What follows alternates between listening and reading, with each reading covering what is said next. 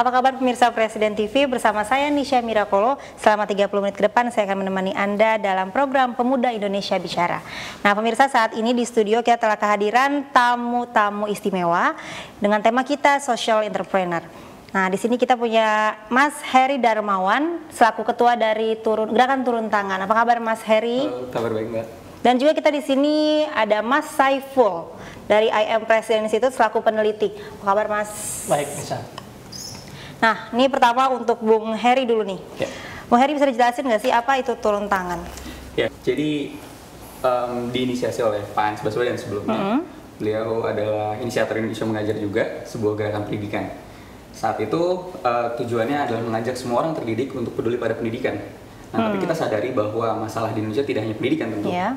Sehingga akhirnya kita ingin membuat satu platform gerakan, dan ini jadinya kerelawanan untuk semua warga negara Indonesia ikut ambil bagian. Jadi yang ingin kita kedepankan adalah ketika melihat masalah, jangan hanya sekedar mengecam, jangan hanya kerjanya nyala-nyalain pemerintah, tapi apa yang bisa kita ambil, apa yang bisa jadi solusi gitu untuk itu, dan kita turun tangan menyelesaikan masalah itu. Jadi banyak cerita-cerita. Ini sejak kapan berdirinya? Belum lama memang, dari 2013. Sampai sekarang Pak Anies masih ikut andil? Beliau hanya sebagai seorang pendiri, dan kita tahu beliau saat ini sudah menjadi menteri gitu kan. Ya, sudah melanjutkan tugasnya di tempat lain, dan ini tetap jadi gerakan kerelawanan yang berjalan terus. Nah, baik Pak Saiful sendiri nih, menurut Bung Saiful bagaimana dengan adanya gerakan seperti turun tangan ini? Pertama, menurut saya kita harus berbangga dahulu. Karena sejarah mencatat hampir semua perubahan-perubahan besar di dunia, revolusi-revolusi dunia, itu selalu dimotori oleh anak muda. Artinya apa? Anak muda punya peran yang sangat strategis untuk mempengaruhi suasana politik kita. Suasana politik sangat erat hubungannya nanti dengan stabilitas ekonomi. Nah, peran strategis pemuda ini sesungguhnya, kalau tidak kita manfaatkan dengan baik, akan sangat mungkin diboncengi oleh orang-orang yang punya kepentingan tertentu. Tetapi hari ini kita senang sekali, karena orang-orang seperti Mas Heri ini sudah berani menunjukkan sesuatu yang beda, yang biasanya mungkin hanya dilakukan dengan mengkritik saja, menghujat saja. Tetapi Mas Heri dan teman-teman berani mengambil tindakan yang nyata dengan membentuk komunitas gerakan turun tangan. Dan kita semua sebetulnya, semua pihak harus mendukung dan berupaya bagaimana memunculkan Heri-Heri yang lain. Karena hari ini Indonesia butuh orang seperti Heri. Bukan Heri saja, tapi butuh orang seperti Heri. Ya, seperti kita ketahui sekarang kan sudah ada 47.415 orang ikut bergabung dalam gerakan turun tangan. Menurut Mas Heri sendiri apa sih motivasi utama orang mau ikut gerakan ini? Sebenarnya simpel sih menurut saya. Semua orang saat ini sudah lelah dengan mendengar cerita-cerita buruk tentang negara ini gitu. Dan mungkin kita sudah menghabiskan semenjak reformasi, semua orang berpendapat, bebas berbicara, semua orang mengkritik gitu. Dan stok kritikus kita sudah terlalu banyak. Nah, sehingga saya lihat yang bisa menggerakkan puluhan ribu orang, kebanyakan juga pemuda gitu Mas, adalah keinginan untuk menyelesaikan masalah itu sendiri. Jadi DNA untuk menyelesaikan masalah itu udah ada di orang Indonesia.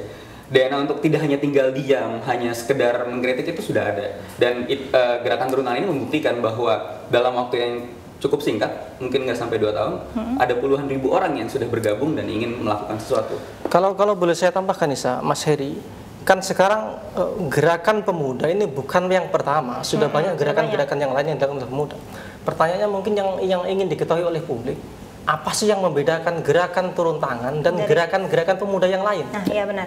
Sebenarnya ada satu hal yang mungkin menurut saya unik dari kawan-kawan. Kemarin ketika momen Pilpres, teman-teman yang awalnya bergerak di bidang sosial, mereka yang menyelesaikan masalah-masalah di lingkungan sekitar itu, kita dorong juga untuk tidak apolitis. Kita menyadari bahwa kebanyakan dari penggerak-penggerak sosial ini merasa ya udah, saya selesaikan masalah di lingkup saya, misalnya pendidikan saja atau ekonomi saja. Tapi lupa bahwa sebenarnya ketika ada inisiatif-inisiatif baik seperti itu ditarik ke ranah kebijakan, maka yang mendapat manfaat itu lebih luas. Seperti contohnya misalnya dulu Kang Ridwan Kamil, beliau adalah seorang dosen yang punya kepedulian yang tinggi terhadap kota Bandung. Beliau membuat gerakan, berkomunitas dan sebagainya. Namun sayangnya saat itu masalahnya di birokrasi, wali kotanya nggak beres gitu. Nah, akhirnya ketika dia mengambil alih kepemimpinan, kita bisa melihat perubahan yang nyata. Nah, kita ingin mengajak kawan-kawan, teman-teman turun tangan untuk lakukan apa yang kita bisa, tapi jangan lupa terus dorong di ranah kebijakan, pilih pemimpin yang baik, sehingga apa yang kita lakukan tersambung dengan baik dan nanti dampaknya meluas. Nah, ini sendiri kan gerakan ini di websitenya ya, aku baca kalau ada sebuah ide gerakan, jadi kita bebas mengirimkan ide kita. Lalu itu pertanyaan aku implementasinya nanti gimana? Nah, pasti jadi kan banyak setiap hari yang mengirimkan ide. Betul. Itu disaring lagi. Jadi uniknya memang di turun tangan ini ada proses inkubasinya dan ada kurasi. Jadi bagaimana ide-ide yang luar biasa ini bisa kita kelola dengan baik. Nah, jadi di turun tangan sendiri ada satu bagian yang namanya project management. Bagaimana membuat ide-ide ini bisa terukur dan ketika nanti sudah matang konsepnya, karena kita juga berperan sebagai inkubator gerakan sosial. Nanti akan dibantu juga oleh turun tangan, misalnya dengan capacity building relawannya, atau mungkin publikasi-publikasi, karena database kita lumayan banyak, terus juga ada jaringan-jaringan terhadap komunitas-komunitas lain di daerahnya gitu. Jadi ada proses kurasi, ada proses capacity building bagi para relawan itu sendiri. Jadi harapan kita gerakan ini membesar dan orang-orang yang terlibat di dalamnya juga bertumbuh bersama. Mas Saiful sendiri nih, sebagai peneliti, menurut Mas Saiful gerakan-gerakan seperti ini efektif nggak sih untuk menciptakan pemimpin-pemimpin bangsa nantinya yang berkualitas? Sangat bagus sekali nih saya. Tadi saya tangkap dari yang disampaikan Mas Heri, salah satunya adalah kepedulian terhadap politik. Salah satu problem kita ini kepedulian politik bangsa kita itu sangat rendah. Nah, anak muda sekarang harus mulai dididik untuk peduli terhadap politiknya. Karena stabilitas politik itu sangat berpengaruh kepada stabilitas ekonomi. Dan Mas Heri sudah memberikan contoh itu. Tapi barangkali misalnya yang perlu kita pertanyakan, ini sebetulnya gerakan ini berorientasi kepada profit atau sekedar berorientasi kepada sosial saja? Karena kami sudah men-state bahwa turun tangan adalah gerakan kerelawanan yang mendorong masyarakat untuk peduli dan terlibat aktif guna mewujudkan Indonesia yang penuh dengan pemimpin berintegritas. Jadi sudah ada garis bawah bahwa ini adalah gerakan kerelawanan. Jadi kalau ditanya profit atau tidak. Dan apakah ini gerakan sosial saja juga tidak. Karena begitu banyak hal yang sebenarnya bisa kita lakukan sama-sama. Tadi seperti yang saya kasih contoh, mungkin nanti ada teman-teman juga dari turun tangan cerita bahwa ada yang fokusnya di ekonomi, ada yang di sosial, bahkan ada juga yang edukasi politik. Tapi kita melihat tidak perlu kita mengkotak-kotakan, mensegmentasi apa-apa inisiatif-inisiatif baik yang kita lakukan. Jadi harapannya si turun tangan ini jadi platform gerakan buat warga negara Indonesia untuk melakukan dan apa yang bisa kita bantu sama-sama. Biasanya gerakan-gerakan begini ini mau tidak mau kemungkinan besar akan bersinggungan dengan ranah politik. Ya. Ketika bersinggungan dengan ranah politik, ada kemungkinan ditumpangi oleh kepentingan politik. Betul. Bagaimana pengalaman Mas Heri selama ini menghadapi itu? Sepakat. Atau bagaimana cara mengatasinya lah kira-kira? Iya, nggak usah jauh-jauh. Kemarin aja waktu Pilpres gitu kan, kita tahu bahwa Pak Anies adalah tim jubir kan, jubir salah satu calon presiden. Tapi saat itu kita berhasil membuat bisa dibilang terobosan juga ya, bagaimana kawan-kawan relawan turun tangan itu berdewasa secara politik.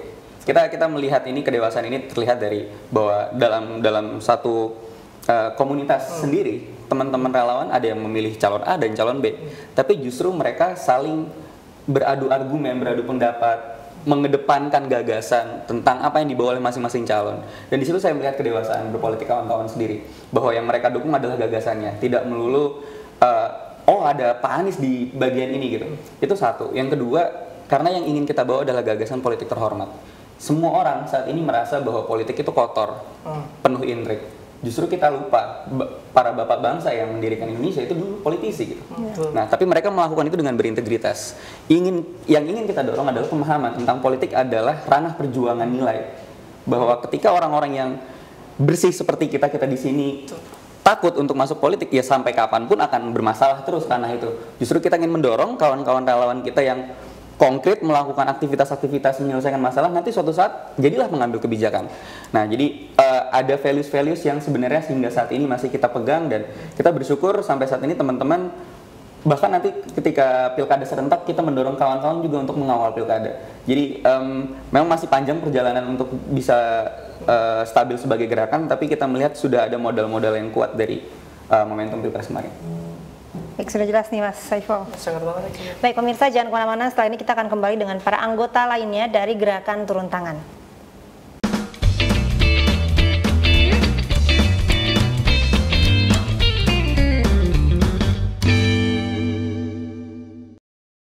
Pemirsa Presiden TV masih bersama saya Nisha Mirakolo dalam Pemuda Indonesia Bicara. Nah, saat ini di studio telah hadir bersama kita anggota dari Gerakan Turun Tangan, yaitu Bung Angga Putra Fidrian. Apa kabar Bung Angga? Baik. Dan masih bersama kita juga peneliti dari IM Presiden Institute, yaitu Bapak Muhammad Saiful. Nah, kita mau bertanya dulu kepada Bung Angga. Bung Angga, ini aku pengen tahu gerakan turun tangan ini apa sih salah satu contoh gerakan konkretnya gitu, programnya? Kebetulan sekarang saya bersama teman-teman Turun Tangan Jakarta buat yang namanya kelas negarawan muda.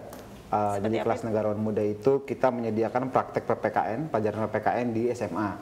Saat ini kita kerjasama sama SMA Lab School Kebayoran. Jadi kita kerjasama dalam metode pembelajarannya, terutama kita menyediakan alternatif-alternatif praktek PPKN untuk di sekolah. Apalagi di kurikulum 2013 yang udah diimplementasi sama Lab School itu menekankan pada praktek. Jadi kita nggak ada lagi tuh pelajaran PPKN yang panjang-panjangan jawaban atau misalnya menyeberangkan nenek di zebra cross, tapi kita lebih ke arah yang lebih dekat sama mereka gitu. Pendidikan politik yang lebih dekat ke mereka, karena PPKN itu kontennya udah pendidikan politik banget. Jadi kita mendorong itu jadi lebih Programnya ini yang masuk ke dalam pelajaran PPKN ini bentuk prakteknya ini seperti apa?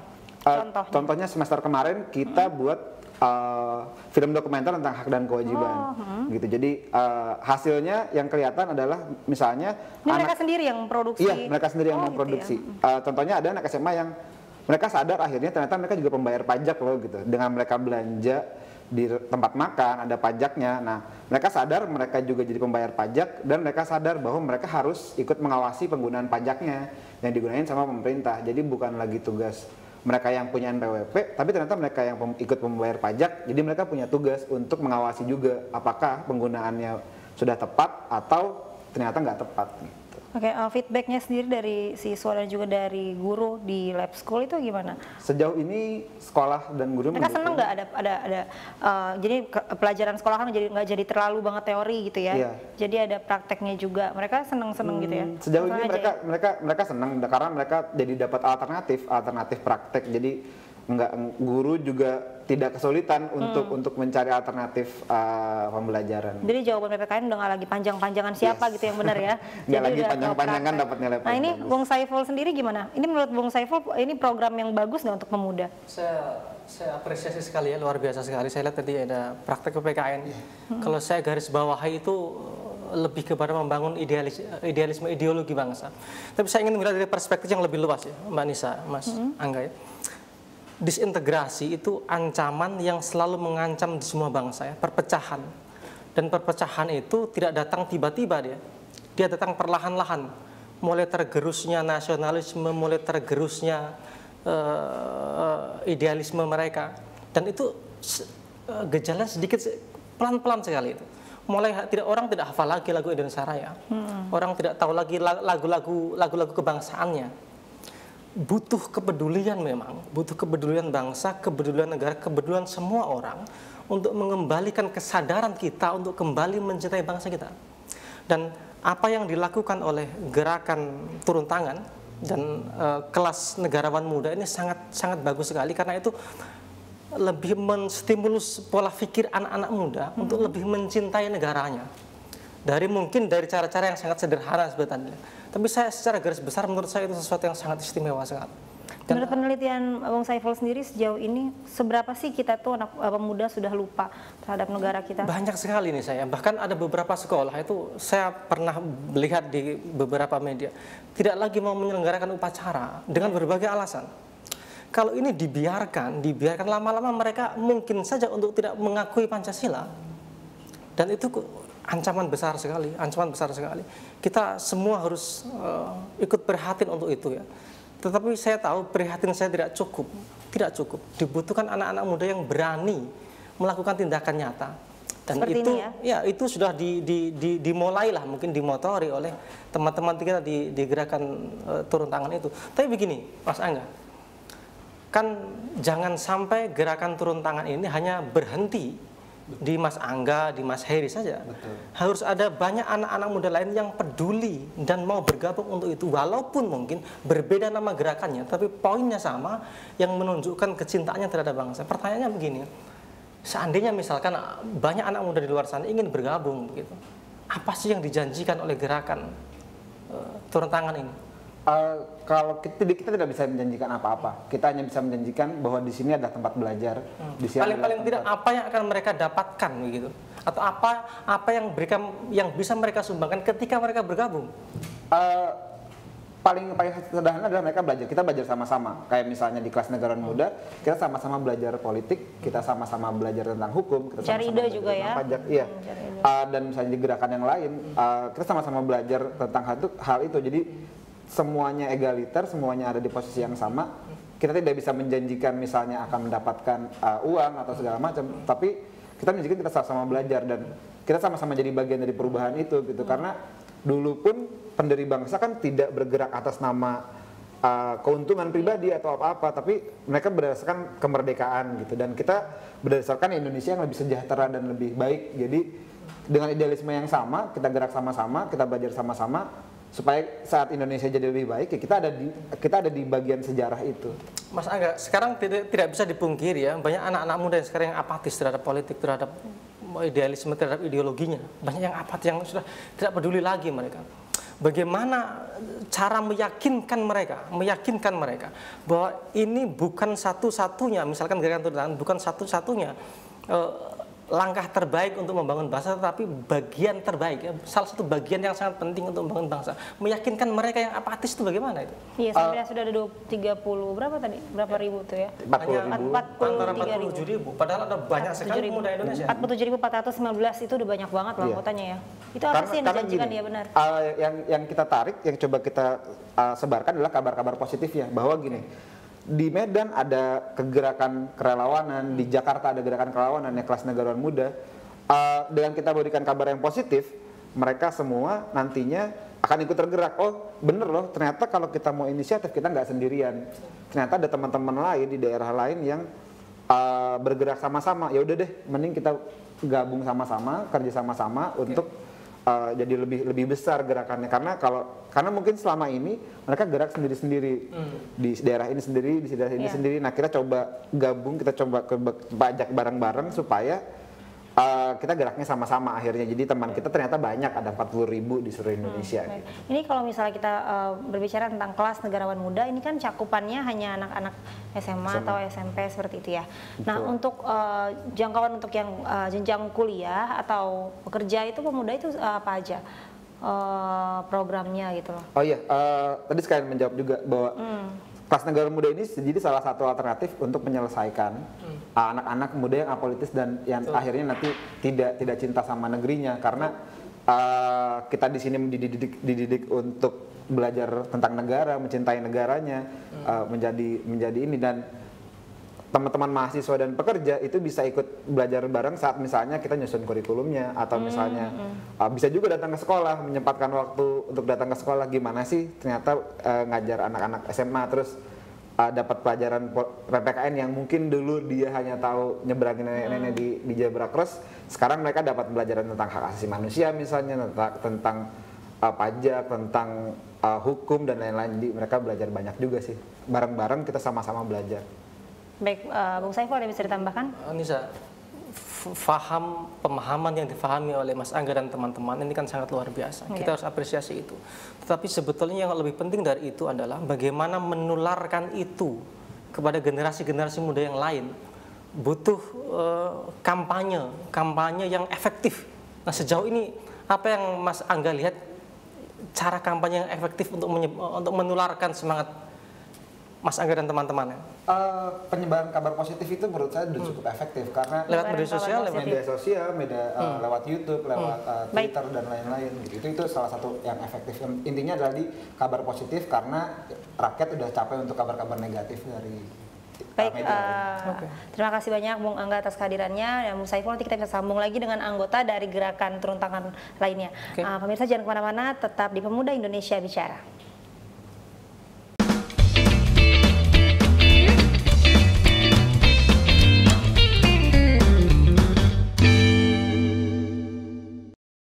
Pemirsa Presiden TV masih bersama saya Nisha Mirakolo dalam program Pemuda Indonesia Bicara. Nah, kalau tadi kita telah hadir bersama kita Bung Heri Darmawan, yaitu ketua dari Turun Tangan. Juga ada anggota dari Turun Tangan Bung Angga Putra Fidrian. Nah, saat ini bersama kita telah hadir Bung Darul Syahdanul selaku dari anggota Turun Tangan. Bung Darul, apa kabar? Baik.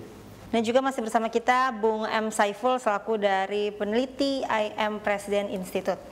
Nah, Bung Darul, sebagai anggota dari gerakan Turun Tangan ini, apa sih partisipasinya? Saat ini saya sedang jadi project manager untuk salah satu project di Turun Tangan. Kan di Turun Tangan ada banyak project, salah satunya itu Gerakan Muda Membangun. Gerakan Muda Membangun. Nah, itu tujuannya untuk mengajak anak-anak muda untuk terlibat aktif di lingkungan tempat tinggalnya.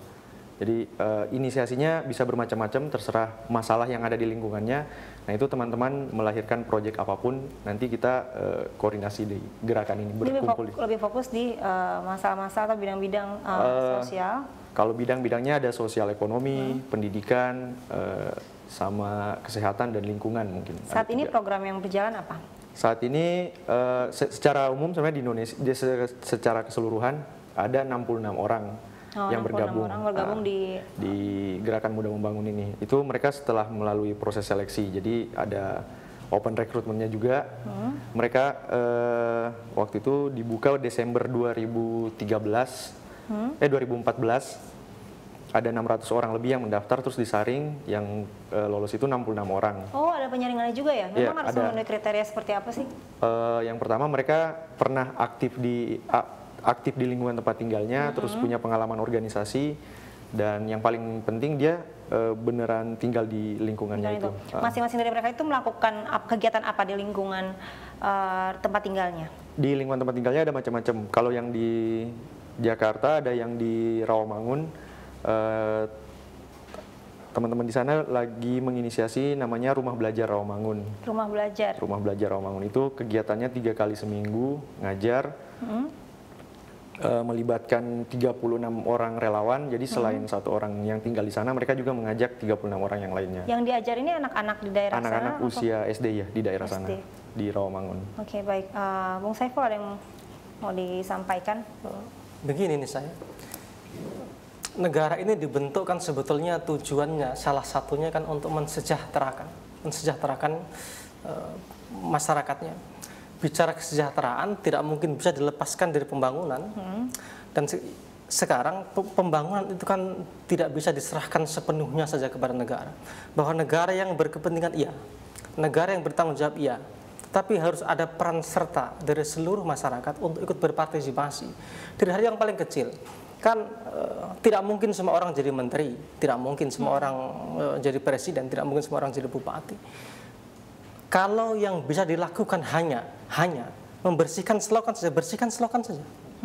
Dari hal yang paling sederhana. Dan Mas Darul dan teman-teman telah mempelopori itu.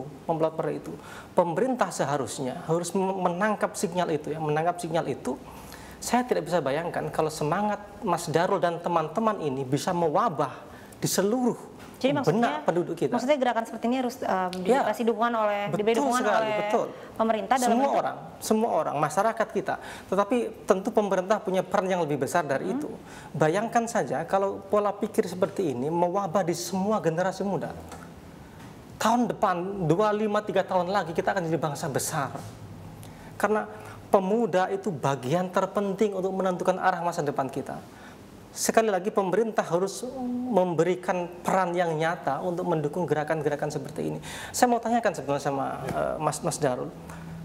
Tentu di tengah keadaan kita yang saya tidak bilang jelek, tetapi perlu banyak dibenahi untuk mengajak mereka. Itu kan tidak mudah, banyak tantangan. Target yang diajar itu anak-anak seperti apa sih kriteria? Entah anak kurang mampu atau seperti apa? Kalau yang di Rawamangun itu kan di lingkungan, kebetulan yang 66 orang ini yang keterima disebutnya aktivator. Nah, ada satu aktivator. Mereka mengajar nih kan? Satu aktivator di Rawamangun. Itu anak-anak di lingkungan tempat tinggalnya. Oh, bebas. Jadi di luar jam sekolah gitu ya? Di luar jam sekolah. Oke. Apa Mas Darul tantangannya ketika kita ingin mengajak teman-teman muda kita untuk ikut bergabung gitu? Kan pasti tidak mudah karena mereka pun punya kepentingan sendiri. Ya. Apa tantangan kira-kira? Tantangannya mungkin lebih ke kesediaan waktu sih untuk terbiasa sebagai volunteer. Karena kan ini teman-teman yang misalnya di Rawamangun, mereka itu ngajar jam 7 malam sampai jam 9 malam. Itu artinya setelah jam kerja. Nah biasanya kan setelah jam kerja orang sudah ya balik ke rumah, malas beraktivitas lagi. Nah kerelaan untuk menyisihkan waktu 2 jam itu yaitu tuh mungkin harus punya sosial yang tinggi kan. Seperti yang saya katakan tadi Nisa, gerakan-gerakan seperti ini harus didukung oleh banyak orang, terutama pemerintah sebetulnya. Mas Darul dan teman-teman apa selama ini yang sudah mungkin ya, ada dukungan pemerintah secara real begitu? Kalau dukungan pemerintah secara real belum ada sih, cuman gerakan kita kan ini membantu pemerintah sebenarnya. Kita ya secara langsung bersentuhan langsung dengan RT dari level, kalau level pemerintahan kan paling kecil lingkungan RT. Nah ini kita membantu kerja-kerja di lingkungan RT sampai RW karena kegiatan teman-teman paling besar cakupannya itu tingkatan desa, seperti itu, desa atau kelurahan. Tapi berarti dari pihak RT, RW seperti itu, mereka mendukung berarti ya, memberikan tanggapan positif ya, di sebagian besar teman-teman kita wajibkan untuk berinteraksi langsung dengan apa RT. Apa sih Mas materi belajarnya itu, yang diajarkan? Kalau yang di Rawamangun itu lebih ke mata pelajaran di sekolah, tapi fokusnya di bahasa Inggris, matematika, sama hari Minggu itu keterampilan. Jadi Kenapa pilih materi itu? Kalau itu mungkin sesuai kebutuhan teman-teman yang ada di Rawamangun di sana, adik-adiknya, kebutuhan adik-adiknya. Mereka tuh merasa kurang di mana daripada les mungkin ya, mendingan. Daripada les harus ngeluarin biaya lagi ya. Ini ada relawan juga yang punya waktu luang, ya udah dipertemukan di kegiatan. Sudah berapa lama Mas Darul ini gerakan? Kalau di Gerakan Muda Membangun sendiri kan mulainya itu diinisiasinya dari tahun lalu Agustus, tapi mulai berjalan masih efek. Masih muda sekali. Iya, karena namanya juga Muda Membangun. Okay. Mau diproyeksikan seperti apa sebetulnya ini Gerakan Muda Membangun depannya? Jangka panjangnya sebenarnya harapan kita dari sini lahir pemimpin-pemimpin yang punya pengalaman, yang pernah bergerak di grassroots, pernah tahulah permasalahan seperti apa. Jadi kedepannya ketika mereka siap untuk jadi pemimpin, ya pengalaman di lingkungan tempat tinggalnya inilah yang jadi bekal dia menjadi pemimpin nantinya, seperti itu.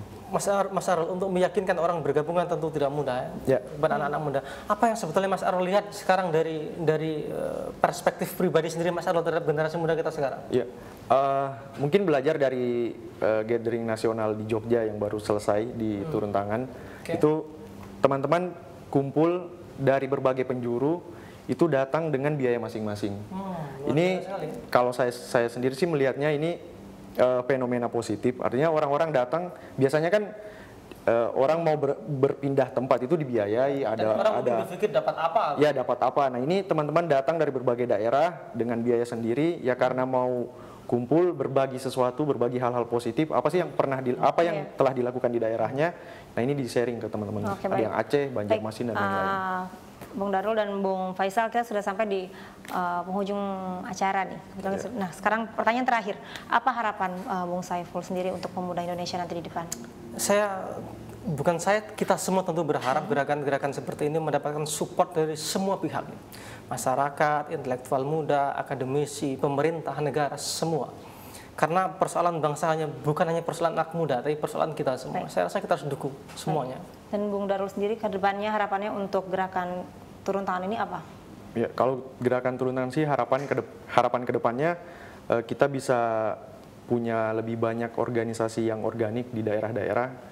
Harapannya paling tidak ya di 34 provinsi hari ini kita mudah-mudahan ke depan kita bisa punya masing-masing komunitas relawan di setiap ibu kota provinsi itu. Baik, terima kasih banyak Bung Darul dan juga Bung Saiful atas kehadirannya.